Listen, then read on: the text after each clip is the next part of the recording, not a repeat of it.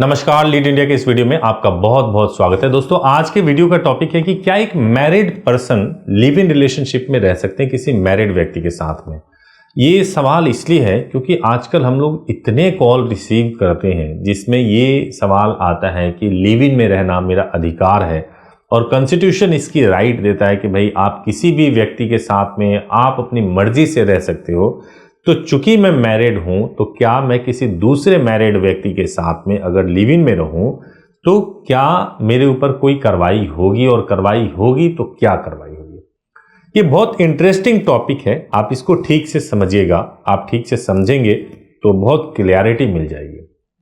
देखिए, एक तरफ हमारा संविधान ये कहता है कि आप किसी भी व्यक्ति के साथ में आप रह सकते हो, आपको पूरा फ्रीडम है, हमारा फंडामेंटल राइट कहता है। दूसरी तरफ जो मैरिज के लिए एक्ट्स बने हुए, चाहे मुस्लिम मैरिज एक्ट हो, हिंदू मैरिज एक्ट हो, क्रिश्चियन मैरिज एक्ट हो, उसमें यह है कि वाइफ को या हस्बैंड किसी और के साथ सेक्सुअल रिलेशनशिप में अगर वो रहता है तो उसको एक्स्ट्रा मैरिटल अफेयर माना जाएगा और उसके बेसिस पे उसको तलाक दिया जा सकता है। अब कल्पना करिए कि अगर कोई मैरिड पर्सन किसी दूसरी मैरिड महिला के साथ में लिव इन रिलेशनशिप में रह रहा हो तो उसके ऊपर क्या मुकदमा होगा और उस मुकदमे की कार्रवाई क्या होगी। सबसे पहली बात कि वो मैरिड विमेन किसी के साथ रह रही हो तो क्या क्या अपराध कर रही है। पहला अपराध तो वो ये कर रही है कि वो एक्स्ट्रा मैरिटल अफेयर में है। मैं अपराध कह तो रहा हूं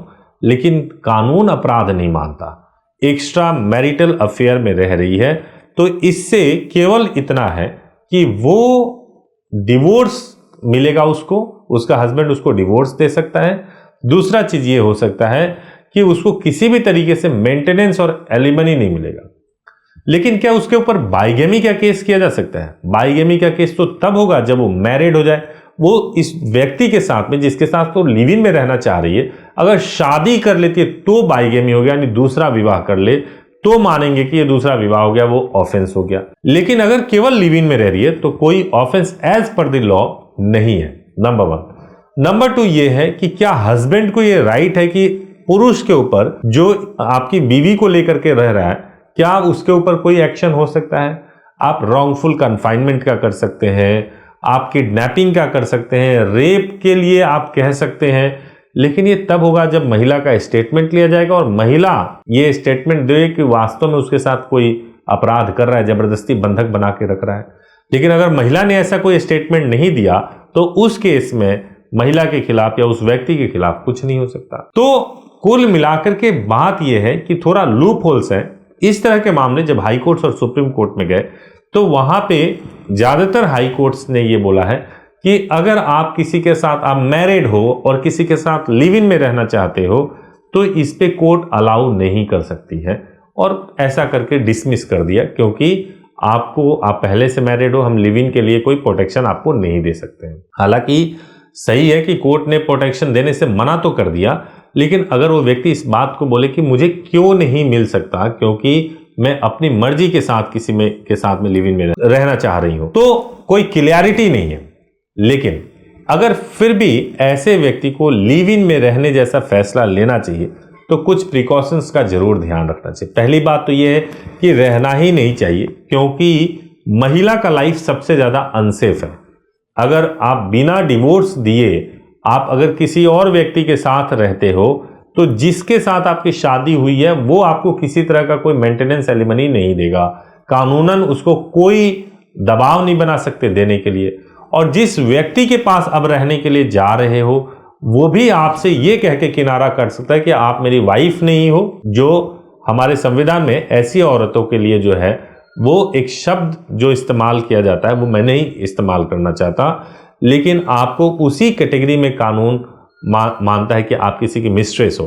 तो मिस्ट्रेस हो तो आप डोमेस्टिक वायलेंस तो हो सकता है आपके साथ में, लेकिन एज ए वाइफ आपको कोई लीगल राइट नहीं मिलता है।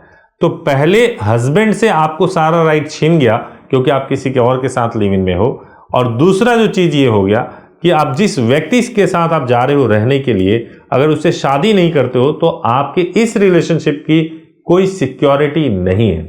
तो कानून से ज्यादा ये सोशल प्रॉब्लम है।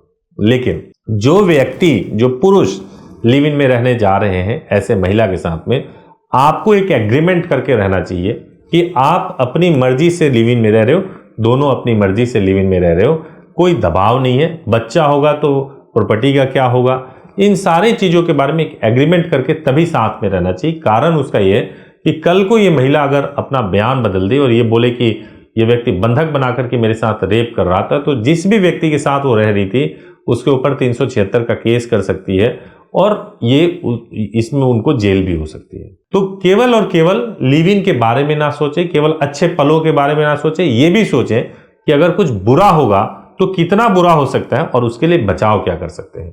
तो पूरा प्रोस्पेक्टिव आपको समझाने की कोशिश की है। उम्मीद है आपको समझ में आया होगा। इससे संबंधित सवाल हो तो आप बात कर लीजिएगा हेल्पलाइन नंबर पे 8800444555 पर या हमारी वेबसाइट leadindia.law पर विजिट कर लीजिएगा, आपको पूरी मदद मिलेगी। Thank you so much for watching this video. Thank you so much.